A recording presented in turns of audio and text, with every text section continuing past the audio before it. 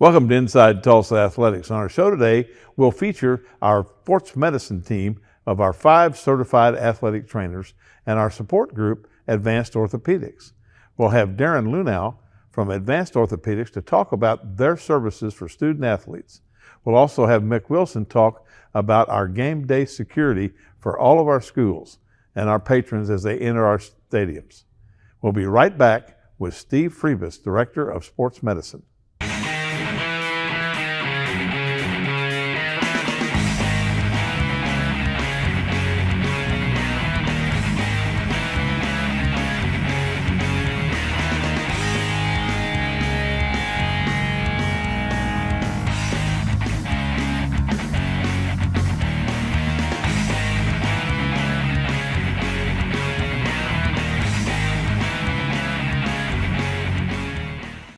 Welcome back to Inside Tulsa Athletics, and our first guest today, Steve Friebus, who has a new title. He's the Director of Sports Medicine for the district. Steve, welcome to the show. Thank you for having me. Well, I tell you what, Steve, you went from coordinator to director. What does that mean? More responsibilities.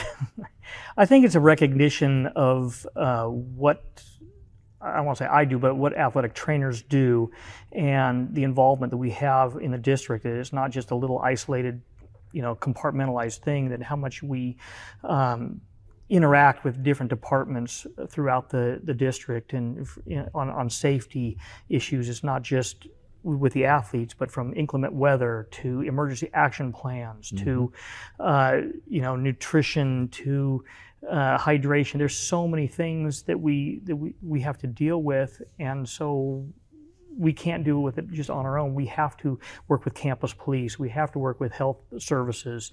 So I think that's what it's more kind of finally recognizing that. Well, in some cases, you don't just treat student athletes. No, there's been many times where a coach tries to go out there and demonstrate something, and all of a sudden they get hurt, and we're treating them. And PE kids often are brought to us because of our knowledge and say, hey, whether they're an athlete or not, but they got hurt during PE, and we are best equipped to maybe handle that injury at that time. And I know you've handled some people in the Education Service Center. Yep. I've had staff in the main office. Right. So, those things, everybody kind of takes that for granted, but what a great opportunity for you to serve, but also for them to have that availability of service. Right. I mean, that's and I'm happy to do it. I really am. How long have you been an athletic trainer? I've been a certified athletic trainer for 28 years. This is my 12th year in Tulsa Public Schools. Yeah, isn't that something? It goes fast. It sure does. It's amazing. I remember the day we hired you. And there's been a lot of change in the office. Oh man, let me tell you. Where we were in the little tiny, I had an office about the size of this desk. Yeah, exactly. It was kind of a closet, actually, Yeah. I think, during that time. Well, what do you think the major changes that you've seen? I mean, with that 28 years from when you started up until yesterday? There's been several things that have really come a long way. I mean, concussion is one area that's easy to point to, from a time where, putting a person back on the field at the same day was commonplace. I mean, you need a little headache, no big deal. As long as you weren't, throwing up or something. How many fingers like do you Yeah, see? exactly. How many fingers can you see me? Can you hear me? That was basically it. But the bell rung type of syndrome. But now we're much more cautious on that. Environmental conditions, we pay way more attention to not just lightning and when we clear fields, but also monitoring hydration status and the conditions, and saying, look, the conditions are too extreme to be out in right now. It's too hot. It used to be, we always did it as a kid, we can handle it, but it doesn't do us any good. So I was sending out emails on a daily basis to coaches and administrators to say, okay, today, here's your parameters. If you're gonna go out, you can't go out until after 7 p.m. Or if the wet bulb globe reading was at this, your practice was limited to so many hours. So we're player safety. Everything comes down to player safety. And those are a couple of things. Equipment, just what we do with equipment, and monitoring, from the type of helmet technology we have to, shoulder pads, reconditioning, recertifying, making sure that we have the best of the best. Well, our lightning detection system Oh yeah, we have it's district wide. instead of it's off in the distance there, but now we're getting signals where it's 10 miles away, or we're paying attention to it. It's one thing if you're clearing a game that only has a few spectators versus if you got a stadium with 1,000 people in it, Right. and where's the parking lot? So people assume 10 miles, but you may need to clear it 15 out because they need time to get to their vehicle just to be safe. Yeah, I think it's So, the responsibility is unbelievable. I think, right. It's on a game night basis, people really don't realize you're not down there just making sure there's water on the sideline. right, and we've had to take care of spectators and fans in the stadium. We did have recently at the All City. We had somebody at one of the stadiums. They were up in the stands. The players may be acclimatized to the heat, but a lot of these fans, they haven't been outside for 14 Right. days. So all of a sudden, their first exposure out there, and it's 90 plus degrees and humid, and they're not hydrating, and so they become susceptible to the same conditions. Absolutely. So No, it's an unbelievable responsibility that you have. You've done a great job, I think, getting the sports medicine program where it is today. I know we're still looking for one or two replacements, and starting out when before I was here, there was one part-time person, and now we've got not just personnel. We've added personnel, but I think the space to do the athletic training in. We've got well-equipped training rooms that are fully stocked that can take care of a lot of emergencies until we hand it off to our student athletes. Yeah. I think that's the key thing. Well, congratulations on the new job. Thank you. And good luck as you go into this year. And we'll have you back and see how it is in about 6 months. Sounds good. When we come back, we'll have Herb Ray, who is also a certified athletic trainer. Hey Tulsa, welcome back to the top recycling play of the day. Team Johnson is facing off against one tough competitor, glass. That's right, only glass bottles and jars are recyclable. Don't even think about sinking a drink in glass or mirror. Always good to empty your glass bottles and jars before recycling. These two get it, emptying both bottles from far out, and they remove the lids. Score big by recycling your glass bottles and jars. Learn more at TulsaRecycles.com. Being an athlete at Nathan Hales means that you have to be consistent, outgoing, and be dedicated because students at Nathan Hale look up to the football team. Being an athlete at Nathan Hale has taught me to be confident and disciplined and always to be open-minded and always ready to work with people no matter how difficult it is. Welcome back to Inside Tulsa Athletics. Now we have certified trainer Herb Ray. Herb, glad to have you on the show. Well, I'm glad to be here. We're glad to be anywhere, are we? At this time. How long have you been an athletic trainer? You will not believe what I'm fixing to tell you. 45 years. 45 years this year. That's outstanding. Getting up every day and enjoying my job for 45 years. So it's like we've always said. It's it's not a job when you really enjoy what you're doing. And you go every day and helping people. You cover Booker T. Cover Booker T. Washington. That's the only school I cover for TPS now. Because of our shortage of athletic trainers at TPS, I'm going to cover Hale and Sky took this Friday, and 2 weeks ago I covered Rogers and Holland Hall. So we help out where we need to when we can. Booker T has the largest program. They have the largest program and the largest number of kids. Right. So that is interesting. I think because you have a varied amount of different kinds of injuries that you deal with. Every day is something different, and I don't think the general public really understands that. It's not just ankles and knees. You're talking about saw a young person yesterday with some probably going to end up being some mental health issues from some injuries they'd had previously. And then there's the odd things like you get. Aaron Rodgers had an Achilles. We got a guy with an Achilles. So I mean, it's not those things that you hear about all the time. There's a lot of different things that require athletic trainer to be there, you know. And so, you know, Willie was telling me about a young runner at the East Central that just passed out on the track, you know. I mean, and Willie, you know, said, you know, I would have almost called 911. We were close to doing that, had to get the AED out and some things like that. And so, yeah, and, you know, we just don't realize the importance of having an athletic trainer around, somebody that understands athletics. I mean, you understand athletics, Sure.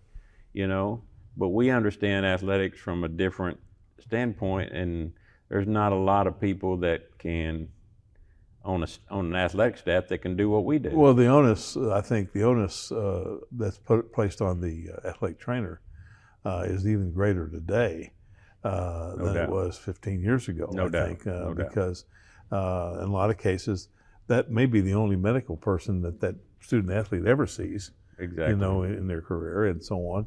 But I think there's so many other things. The mental aspect that you talked about is such an important part.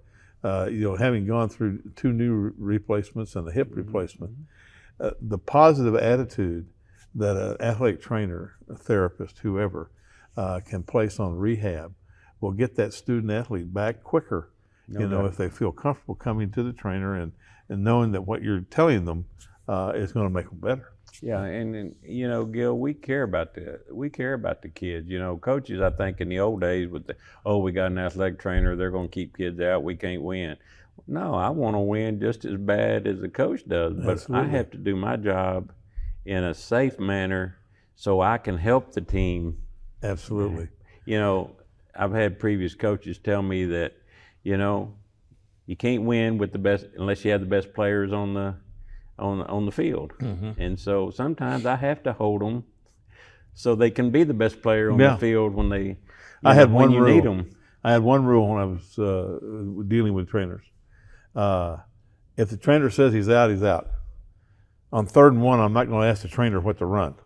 You know, Exactly. That's your job. This is my job. But hopefully, I got the kid that you need to run the ball on 3rd third and and 1 right, out on exactly. the field because I held him out on Monday. In our last minute and a half here, let's talk about a little bit nutrition, which is quintessential to health. Gil, that is a great question because in this day and age, families are struggling with a lot of things, and sometimes food gets shortchanged. And I've noticed here, even at Booker T, being, you know, the premier athletic school and academic school, I guess, in the district, is we have to feed kids after practice. Because you don't know, Gil, how many times I've dealt with kids that, they don't feel good at practice. You know, well, son, are you sick or whatever? What'd you have to eat today? Coach, I didn't eat today. Oh, you didn't eat today. That's probably why you don't have enough gas in the tank. Right. You know, and so we feed the kids after practice. We have peanut butter and jelly sandwiches. I mean, because that may be the only thing we get. But after games, we feed them. We have people that give kids stuff to take home with them. Now you think that sounds crazy, but it's all about helping those kids, right? Because we don't know what goes on at home. No. When that door closes, we have no clue. Exactly. So we got to do what we need to do to help them so they can stay on the athletic field. Absolutely. And so I think people need, and I don't want to judge, I'm not judging any parent. Sure. But food is quintessential. Water is quintessential, you know. If you're going to get better. If you're going to get better and you're going to be the best athlete you could be. Right. So if we have to supplement that, I mean, we didn't do that 15 years ago, 20 years ago. No, but you have to now. Well, Herb, thank you for being here today. Well, thank you for having me. Good points, and we'll have you back, I'm sure, during the year sometime. And when we come back, we'll have Terrell Jimoh, an athletic trainer. Hey, Tulsa, welcome back to the top recycling play of the day. Team Johnson is looking to defend their title against aluminum and steel cans. Bob, most people think of the kitchen for this opponent, but aluminum and steel cans, like empty shaving cream cans, also play extremely well in bathrooms all over Tulsa. That was nothing but bin, Bob. Wow, right into the bin. Team Johnson has buttoned up another win. Score big by recycling your aluminum and steel cans. Learn more at TulsaRecycles.com. Being an athlete at Booker T. Washington has taught me to carry myself with class as an athlete, student, and friend, and to have responsibility on and off the field, and that it's the littlest things that will make all the difference in the long run. Being an athlete at Memorial High School has taught me to be a better person, because when you play sports, attitude is the main thing you have to deal with, not just your own, but other people's. It also teaches you to be the bigger person. Welcome back to Inside Tulsa Athletics. Now we have another certified trainer, Terrell Jimoh. Terrell, welcome to the show. Glad to be back. Thank you for having me. Well, I'm glad you're here, and boy, I'm telling you, it's another year started out, and the trainers are busy. How long have you been an athletic trainer? So I'll be going on year 5 for me. Year 5. So pretty excited. Not still young in the game, but not quite a vet yet. But I'm working my way up. Getting older. I'm getting older. Day by day. I'm not quite long in the tooth yet, though. There you go. Excellent. What schools do you cover? So this year, I only cover Memorial High School. Previously I've covered Memorial and East Central, but this year I'm just covering Memorial High School. Well, that's good. That you can really focus on those student athletes. And absolutely, develop those relationships. How many programs do they have there? They have a full-fledged sports, so upwards of 20. They have all their sports from football, basketball, softball. They have actually added wrestling this year. Started wrestling so back, they have both wrestling for both boys and girls. They have tennis. They have golf. Yeah. They have all the spring sports, including baseball, track and field, soccer, both boys and girls. So we have a full-fledged sports, so to keep me busy. Approximately how many student athletes is that? That's approximately about 300-400 student athletes for me. You bet. Especially with adding wrestling this year. So right. So you're busy. Just a little bit, but it keeps things interesting though. I imagine. So as you look at some of the challenges in athletic training, and there are many, the trainer is in a unique position.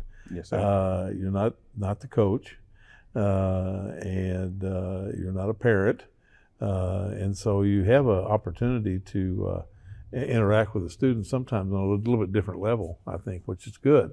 Yes, sir. For that student to be able to have that.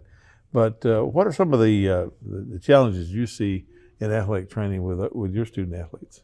Some of the challenges I've seen, equipment is also a big challenge for our student athletes.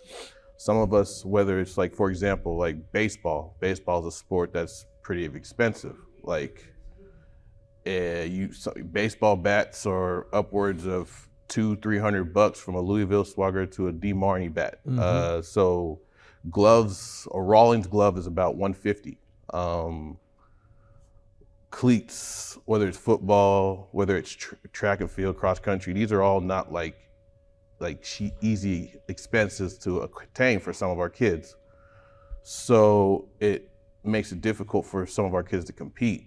And for example, Cleats for Kids is an organization in Oklahoma City that works with schools throughout the entire state for kids that just don't have the equipment, and it's free of charge. Usually people will bring a U-Haul, whether you're from Tulsa or Sapulpa or anywhere else in the state of Oklahoma, go up to Oklahoma City, they'll load up equipment, whether it's helmets, shoulder pads, cleats, bats, whatever you need, and you can bring it back to your respective school. And those kind of organizations allow us, for our kids, to compete.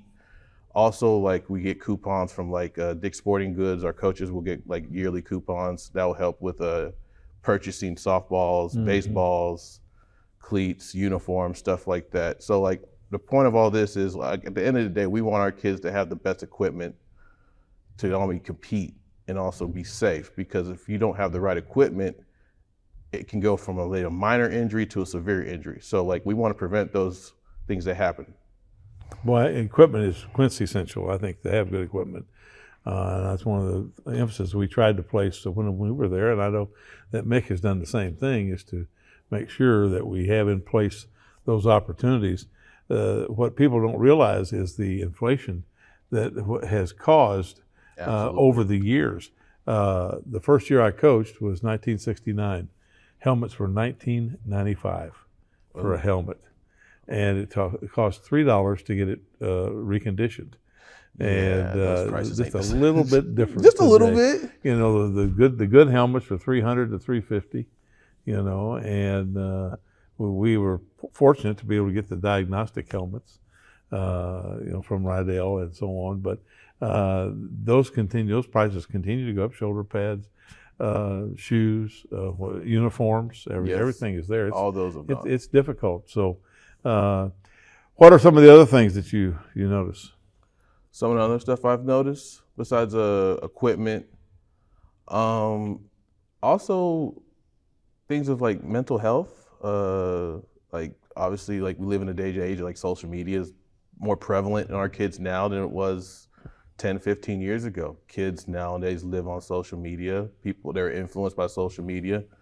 It can affect their performance. People like to talk on social media, good or bad, and different. So, you know, people read that maybe a few days out for the game, and, you know, it can affect their performance. And, you know, we just try to coach them and tell them that, you know, always just to believe in yourself and don't listen to the outside noise and just focus on you and what's in your locker room and control what you control. And I think as an athletic trainer, you have a unique perspective because you're not the coach. And sometimes those kids will share things with you that they wouldn't normally share with a coach. I think that's important. Absolutely. Well, Terrell, thank you for being here today. We're glad you're back. And when we come back, we'll have Willie Hughes, athletic trainer. Hey, Tulsa, we have a crushing recycle play of the day for you. Team Johnson versus paper and cardboard. They're starting off slow today, probably trying to figure out what to do with those styrofoam plates since they're not recyclable. There's the big play we were waiting for. Boom! Completely empty cardboard boxes dunked in the cart. Score big by recycling your cardboard and paper. Learn more at TulsaRecycles.com. Being an athlete at Edison High School has taught me to work as a team rather than as an individual. Whenever you're on a team, you have a special bond with each other. You know you can rely on them in a time of need, whether on or off the court. Whether it be a shoulder to cry on or advice on how you can improve, you know your team will always be there for you.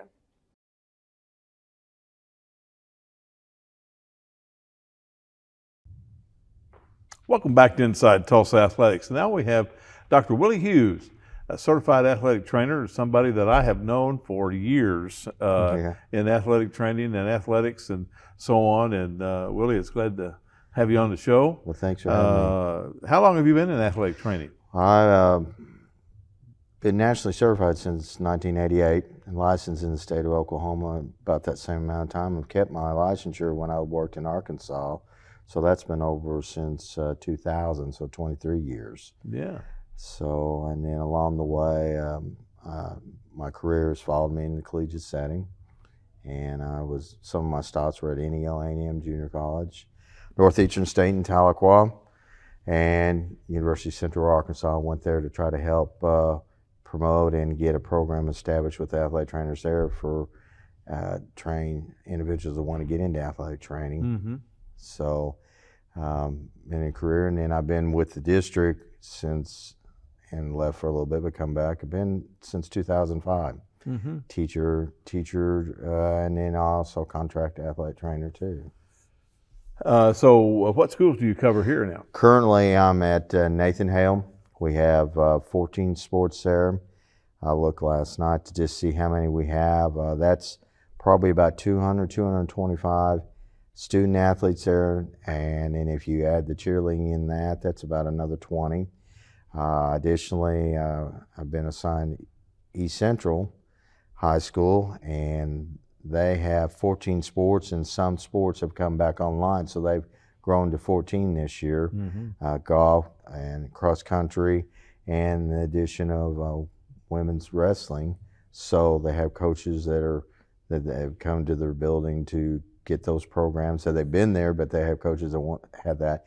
There are probably looked at about 275 to 300 student athletes, and then you add the cheerleaders, that's another 20. Yeah, so you'll have almost 600 student athletes. That Just you're about, responsible- yeah. just about. That keeps me. And 2 schools.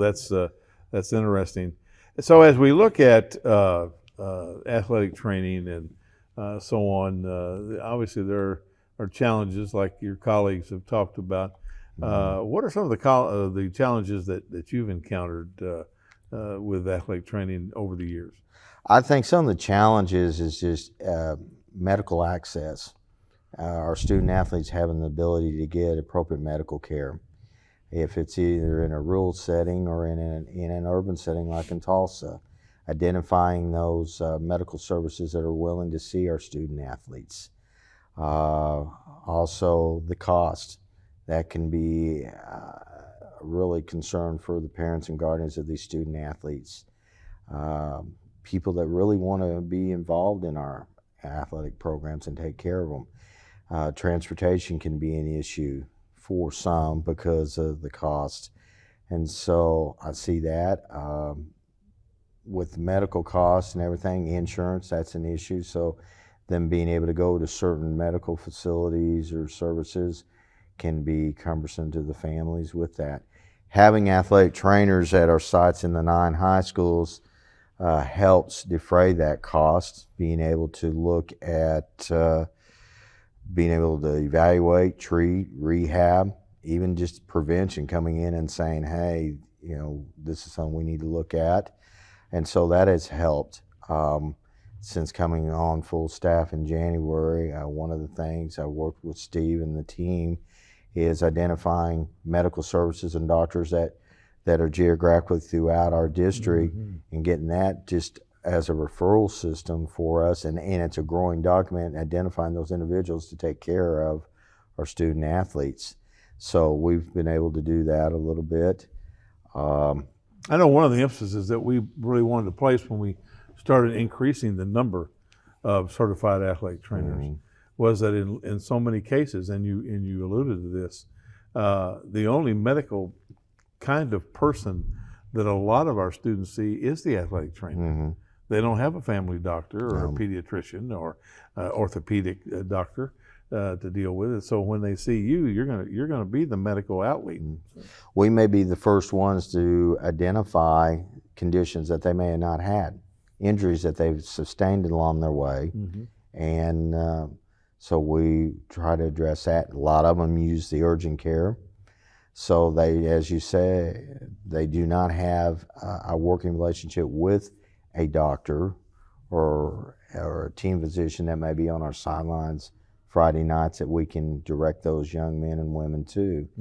And so when they go to possibly an urgent care, there is that looking at the follow-up, to, you know, which is the cost of the families, the medical releases to make sure they are able to return to the sidelines, the courts, wherever, in an appropriate, safe manner. And those are the things that is incumbent upon the athletic trainer in that case, to be able to foster those all the forms and releases and everything else that you have to have, which are so important. Well, Willie, thanks for being here today. Thank you. I hope you have a great year and covering those 2 schools. It's interesting. They're 2 rivals.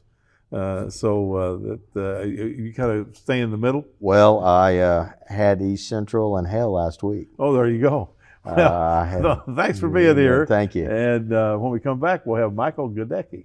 All right. Hey Tulsa, welcome back to the top recycling play of the day. Team Johnson is facing off against one tough competitor, glass. That's right, only glass bottles and jars are recyclable. Don't even think about sinking a drink in glass or mirror. Always good to empty your glass bottles and jars before recycling. These 2 get it, emptying both bottles from far out, and they remove the lids. Score big by recycling your glass bottles and jars. Learn more at TulsaRecycles.com. I feel like athletics is so important at Tulsa Central because it's an outlet for some of our kids there. They get a better opportunity to basically give back to our community. At McLean, the sports is what mainly drives a bunch of the students to come to school every single day and work hard because they want to be able to come from the classroom to the field or the court and show at what they're good at. Welcome back to Inside Tulsa Athletics. And now we have Michael Goedecke, certified athletic trainer. Michael, welcome to the show. Good to be here. How long have you been an athletic trainer? Well, this will be my 10th year being certified and working in the field. I've done it since I was in high school. I always helped out. I always enjoyed it. As a student trainer, yeah. I worked with Steve and then did it in college and decided this is what I enjoyed. So yeah. So you've been at the 9 through 12 level, but you've also been at the college level. I have. I started out at a small Division II in Florida, then was at NSU in Telco for a couple of years, and then now I'm here at high school, and it's a definitely different world, but it's fun. Yeah, I enjoy the atmosphere. What schools do you cover? Well, I primarily cover Webster and Central, and we've got about 14 sports between the two. We added wrestling at Central this year, and trying to get football going back at Webster. So we've added athletes, and the creating two new sports essentially is, challenges and trying to get everybody kind of back on track of what extra prep work needs to be done for those sports. And you added wrestling, and what else at Central? I think it was just wrestling. Just wrestling, okay. I think it was just wrestling. Both boys and girls. Yeah, boys and girls. Yeah, right. Two programs. Right. Exactly. So as you look at the lay of the land and so on, implementing how is the implementing of football at Webster going? Well, we're having to reevaluate some of our equipment that we haven't had to buy in a few years because haven't had a varsity team. We've got helmets, but the ones that we had the last time Webster had football are now expired, so we had to get rid of them. So some kids we're having to reevaluate each week of depending on eligibility and injuries. Some share the helmets if they're ineligible, give it off to whoever's eligible can play. So both the helmets, some of the shoulder pads, the jerseys, and then teaching the kids that the ones that played last year in middle school, that varsity football is a different beast. It's not the people that you play hit a lot harder. Yeah. So you got to be a little more, a little tougher, and a little more technique based. Well, hopefully that works out well, and they'll be able to get back at the varsity level here in a couple of years. The kids and coaches all seem to be enjoying it. Good. Well, that's excellent.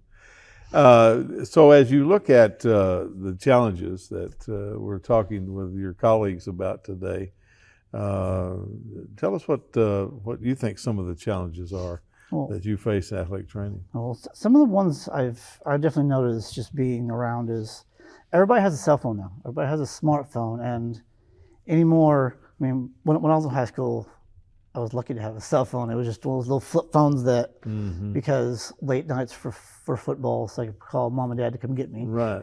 And now everybody's got TikTok, Facebook, Instagram, Snapchat, all the social media platforms. And if it's not socializing with their friends, they're making TikTok videos or they're saying Snapchats. And I think a lot of the kids are having a hard time putting it down and setting limits for themselves as of, okay, I'm done with school, now let's go home, and it's time for bed, time to put the phone away. We may be talking with friends at 3 o'clock in the morning or... And one of the other things out there that I see a lot now is it affects their mental health.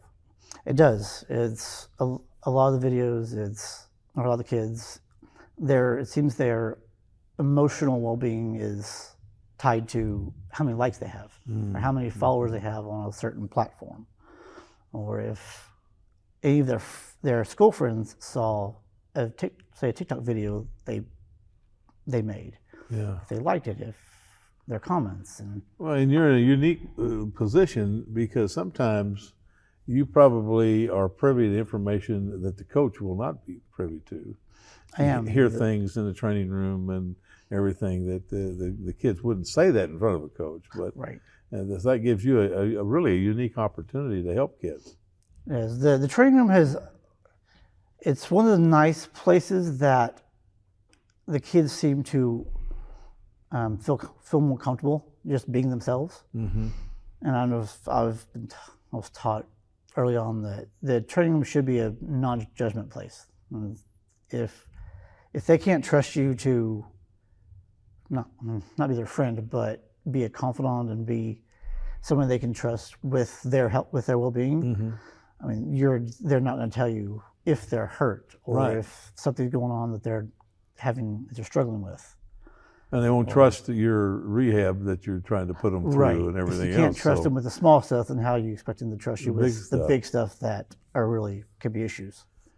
Well, I tell you what, that's an ominous task, and we appreciate you doing that with those kids. And it is a major problem across the country. So we'll have you back in hopefully in a couple of weeks and see how things are going. I'm looking forward to it. When we come back, we'll have Darren Lunow, Advanced Orthopedic. Hey Tulsa, welcome back to the top recycling play of the day. Team Johnson is facing off against a tough competitor, plastic. Don't trust those numbers on the bottom. You have to stick to what you know. Only bottles and jugs found in the kitchen, bath, or laundry. They're quick to pick up. And empty those bottles before sinking that shot. Always empty your bottles before recycling. Score big by recycling your plastic bottles and jugs. Learn more at TulsaRecycles.com. I love Will Rogers Athletics because it helped me physically, spiritually, and emotionally through all the journeys I've been through at that school. All of the support staff helped me a lot, and it's just an amazing school. Athletics at Will Rogers changed my life because it became a second family. With the support of my coaches and teammates, it's helped me gain confidence, work as a team, and will help me in college and in life. Welcome back to Inside Tulsa Athletics, where we have Darren Lunow, not Darrell Lunow, which I said at the end of the last second. Sometimes I look at the prompter and I don't read what I read. You know, I'm not like Chevy Chase. Anyhow, you are a certified athletic trainer working at Advanced Orthopedics, and that was a merger between Central and EOC a few years back. What is actually your job at Advanced Orthopedics? Sure. So, yeah, about 15, 16 years ago, I joined Central States Orthopedics as an athletic trainer. I worked in our rehabilitation office. I worked with high school athletes, Friday night football, playoff basketball, whatever it would be. And then over the course of time, as you mentioned, Eastern Oklahoma Orthopedic Center and Central States Orthopedics merged about 5 or 6 years removed from that.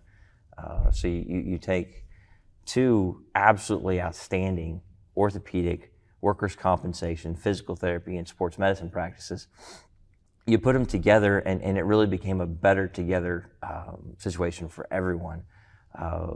Collectively, we are the sports medicine providers for every college and university in the area, more than 25 secondary schools. We're the lead sports medicine staff for USA BMX when they're here in town and then practicing there at the Hardesty track.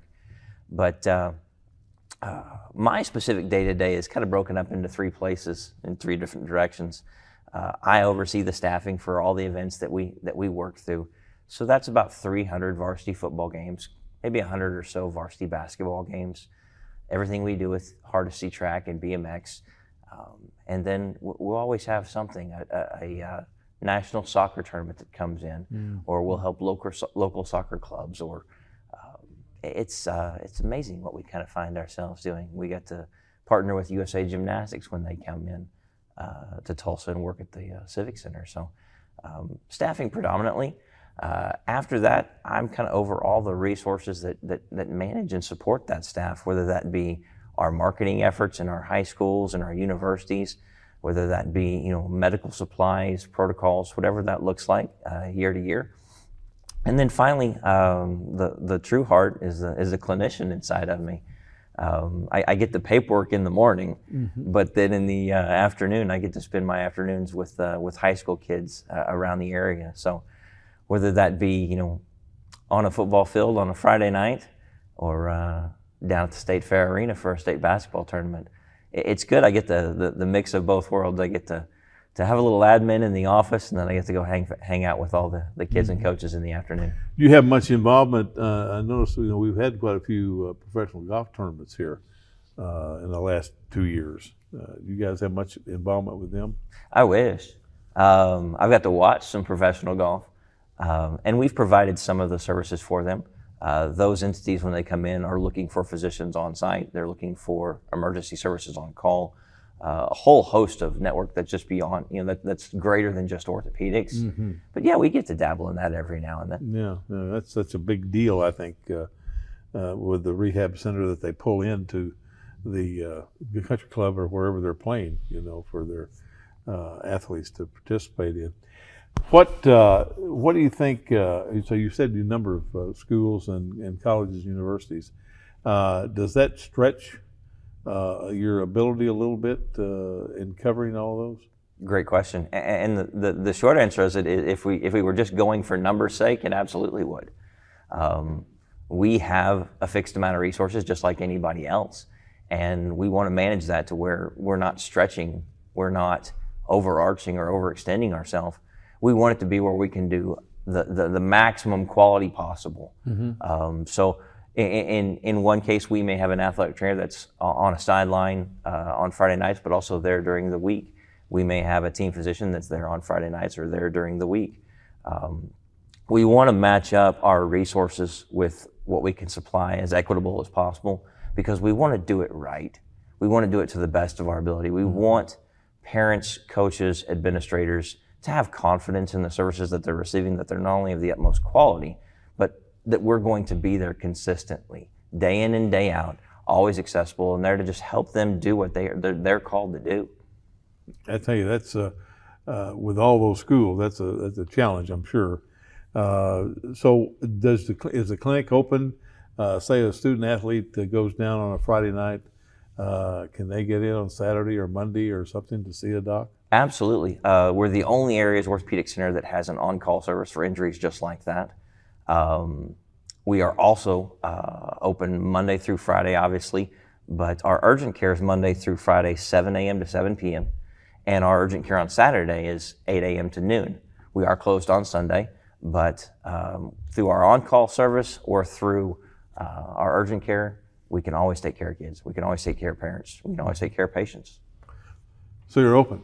We are open for business. Absolutely. That's one of the things in private healthcare. If you want to succeed, the first thing you got to do is be open for business. You got to be open for business. We'll be right back. We got another segment. We can cover some things. So after these messages, we'll be right back with Darren Lunow. Hey, Tulsa, welcome back to the top recycling play of the day. Team Johnson is looking to defend their title against aluminum and steel cans. Bob, most people think of the kitchen for this opponent, but aluminum and steel cans, like empty shaving cream cans, also play extremely well in bathrooms all over Tulsa. That was nothing but bin, Bob. Wow, right into the bin. Team Johnson has buttoned up another win. Score big by recycling your aluminum and steel cans. Learn more at TulsaRecycles.com.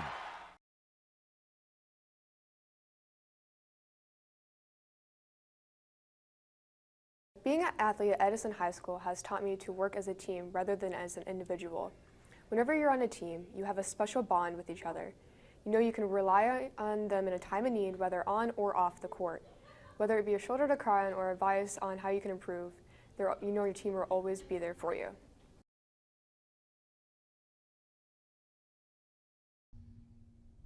Well, welcome back to Inside Tulsa Athletics. We have Darren Lunow, who is from Advanced Orthopedics. It's our second segment with him. And Darren, as we were talking about being open for business, how is business? What are some of the injuries now, say, that are a little more predominant now than they were, say, 10 years ago? You know, number one, just across the board, we're just excited that people are active. Whether that's, a high school football player, whether that's the weekend pickleballer, or just the person that likes to go run on the river trails. Being active is so good for your overall health. It decreases your risk for heart disease. It decreases your risk for high blood pressure. Decreases your risk for diabetes. Just being active is a good thing. And I think that's the biggest thing that we've seen in the last 15, 20 years is more people are being active. that's just great. I mean, there's always going to be the risk or the possibility of an accident or an injury, but the health benefits that come from being active far outweigh the risks, whether that be a high school athletic or, you know, you and me going for a walk down the river trail. Mm-hmm. But I think where we see changes in injuries and where we see changes in quantities is really the sports that try and go year-round, or the activities that try and go year-round, whether it be in an industrial setting or in playing youth baseball. The body just wasn't meant to do one thing over and over without rest and recovery and nutrition and time to repair itself. So, you know, year-round baseball gets picked on a lot, or repetitive motion injuries in a manufacturing plant. The things that we do over and over and over tend to really wear the body down. So the short answer to your question is it's great to see people that are active.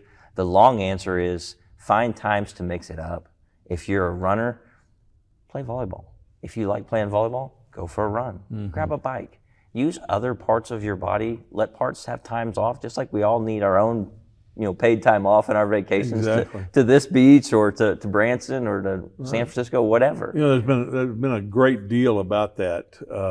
You know, even having some of the NFL and NBA stars do little 30-second clips about being active in other sports other than the sport that you're in. And you know, I think basketball is one that has become year-round. You can't get the high school season over that the AAU tournament's the next weekend. They pick right and up. they go all summer. Yeah. I can remember serving on a committee at the OSSAA, and the late John Scott was on this committee with me, and he asked Bill Self Sr., who was the executive director of the Activities Association at the time, said, "Bill, I just want to know, is basketball season going to be over for football to start?" Because it never ends, you know. And now we've got some baseball and softball that are year-round. Yep. I think everybody thinks that. And you're right, to rebuild the body and the different parts of the body, you need to do different things. Yeah, so orthopedic-wise and sports medicine-wise, whether you're, again, the weekend warrior or the high school football player, you're looking for about 2 to 3 months of downtime on that body. So if you're the quarterback, you want to let that shoulder rest for a little bit. Mm-hmm. If you like to run cross-country, probably need to get the legs back underneath you for a little bit of time. And the other thing, I got to read a research study a few months ago, and basically it was a survey of 150 professional football quarterbacks, both retired and active. And they asked them, how many sports did you specialize in high school? Only 2 of them had specialized completely in football. Mm-hmm. They found that the other sports made them better athletes, made them get a nice change of pace for their body and for their mind, tended to keep them healthy and tended to help them play better. I think that's the key, and that's one of the things that I think that in youth sports that we have parents and students, athletes that are so focused that I've got to get a scholarship. I got to spend X number of hours in the gym every single day in order to do that. And if they were a little more realistic about the physical capabilities that they're inhibiting because they can't rebuild that muscle tissue that they've broken down. That's unfortunate. Well, if in the last minute here, what's one thing you want everybody to know about sports medicine? Sports medicine is awesome. You have the opportunity to merge a love for athletics with the desire to help other people succeed. I get the opportunity on a Friday night to stand there and support and encourage. And if something does go wrong, if someone does get injured, we're there to be able to make the best case scenario of what was previously a worst case scenario. Injuries do happen, but we want to be there as a resource to make sure that if it does happen, we got your back.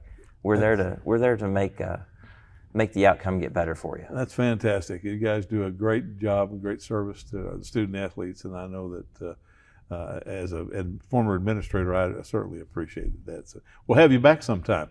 Happy to be back. When we come back, we'll have Mick Wilson, the Executive Director of Athletics for the Tulsa Public Schools. Hey, Tulsa, welcome back to the top recycling play of the day. Team Johnson is looking to defend their title against aluminum and steel cans. Bob, most people think of the kitchen for this opponent, but aluminum and steel cans, like empty shaving cream cans, also play extremely well in bathrooms all over Tulsa. That was nothing but bin, Bob. Wow, right into the bin. Team Johnson has buttoned up another win. Score big by recycling your aluminum and steel cans. Learn more at TulsaRecycles.com. Being an athlete at Nathan Hale's mean that you have to be consistent, outgoing, and be dedicated because students at Nathan Hale look up to the football team. Being an athlete at Nathan Hale has taught me to be confident and disciplined and always to be open-minded and always ready to work with people no matter how difficult it is. Welcome back to our last segment today on Inside Tulsa Athletics. We have the Executive Director of Athletics for the Tulsa Public Schools, Mick Wilson. And Mick, there's been a lot of concern and a lot of rhetoric about in-game, on-campus security. Could you kind of go through what we're doing now in Tulsa Public Schools on game days? Well, Gil, I think we have really been out in front of a lot of this, and part of that is, some dating back to last year when we had to change some of our things or re-examine some of the protocols and practices that we've been engaged in. So I think the big thing with us this year is we've gone to weapons detection systems at all of our venues for home football games in our stadiums. It has caused a little bit of lines. We've encouraged our people to show up plenty early so that we can get those folks in. But again, we started wanding some last year at different times. And this year, our other biggest change was going to the clear bag policy, which you know as well as I do, even when you were in my position previously, that we always tried to mimic a lot of things we saw at the NCAA level. So Right. I really felt like early this summer it was a no-brainer for us to do that. And of course, now you've seen what's happened here in the last month, that everyone has seemed to really kind of go down that road, because I think that's the new normal now of limiting the bags, the type of bags that come into your stadium, and not only here we're seeing that here in the city area, but now that there's been some situations in rural areas, you're starting to see those folks do some of the same things. So that's probably two of the biggest things with us is just our weapons detection systems and our clear bag guidelines and policies that we're really trying to enforce with our fans and our students, and really want those people to be able to come to a game and enjoy it and not have in the back of their mind that they feel unsafe. I think your point that is a new normal. That's something that I think the patrons have to understand. You don't go to the BOK Center and walk through the door. Any large grouping anywhere in the country now, because of what has gone on and the proliferation of firearms out there just all over the place, and you don't know who may have one of those or who may come to the game.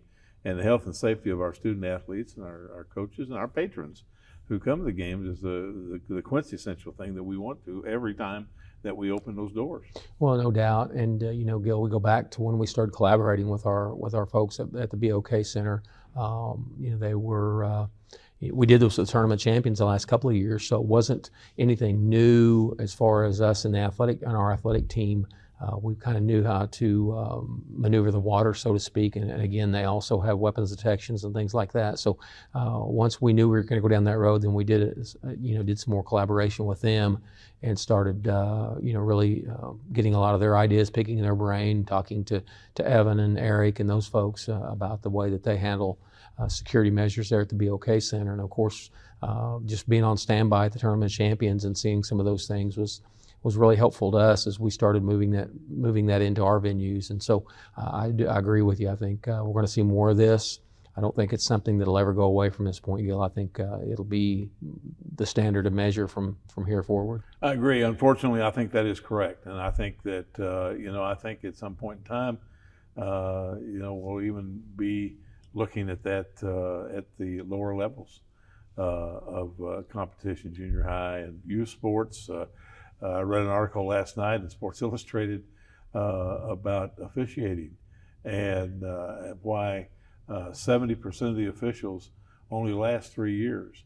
And when they were on their exit interview, they were more concerned about violence toward them after a game than anything else. And that's unfortunate. We're in an era right now of unlimited video. And so everybody's an expert because they've seen it, on Sports Center and their top 10 and all this business. And yet they don't understand that at the game site, the official has a split second to make a decision. And it's important too, Gil, that we get those folks in and out of the venues safely, escorting them off at halftime. at the end of the game. And then not only that, but once they're dressed and ready to leave, that we have our security folks take those people to their cars. Because again, you do have people that think it needs to go beyond the game once the horn has gone off and the score is final. Sometimes people feel like they still have to give the last word or say something funny or cute to the official. And we want those folks to feel like that they've come and called a good game, and that we can get them on their way and go home safely without having to worry about any shenanigans that may take place, either exiting the field or getting to your car and going home from the venue. What a lot of people don't realize is that when you open a venue for a contest like that, the protocols start in the afternoon when they sweep the stadium and make sure everything is kosher. Our relationship with the TPD and the Tulsa Public Schools security is very, very important too. So I think our patrons should feel safe when they come into all of our venues. You guys have done a great job in transitioning now to an upper level of security, I think, unfortunately for the patrons, but that's something that for their health and safety. No doubt. Well, we'll look forward to having you back, and hopefully in a couple of weeks, and we'll talk about postseason play in the fall sports. Sounds great. Thanks, Gil. We'll be right back after these messages. Hey Tulsa, welcome back to the top recycling play of the day. Team Johnson is facing off against one tough competitor, glass. That's right, only glass bottles and jars are recyclable. Don't even think about sinking a drink in glass or mirror. Always good to empty your glass bottles and jars before recycling. These two get it, emptying both bottles from far out, and they remove the lids. Score big by recycling your glass bottles and jars. Learn more at TulsaRecycles.com. Being an athlete at Booker T. Washington has taught me to carry myself with class as an athlete, student, and friend, and to have responsibility on and off the field, and that it's the littlest things that will make all the difference in the long run. Being an athlete at Memorial High School has taught me to be a better person, because when you play sports, attitude is the main thing you have to deal with, not just your own, but other people's. It also teaches you to be the bigger person. We hope you enjoyed today's show featuring our outstanding sports medicine staff. These men provide great care for our student athletes throughout the school year and during the summer months as well. It's important for you to know that Tulsa Public Schools has made a tremendous commitment to our student athletes to make sure that they receive the very best care and treatment available. Through our partnership with Advanced Orthopedics, we make sure that they have the up-to-date and the latest advances in sports medicine. As we enter the 23-24 school year, we want to thank you for your support of all of our programs and our student athletes. We had Mick Wilson on today to talk about game day security. We hope you appreciate everything that we're doing to make our venues safe. We'll see you in 2 weeks with our next episode of Inside Tulsa Athletics.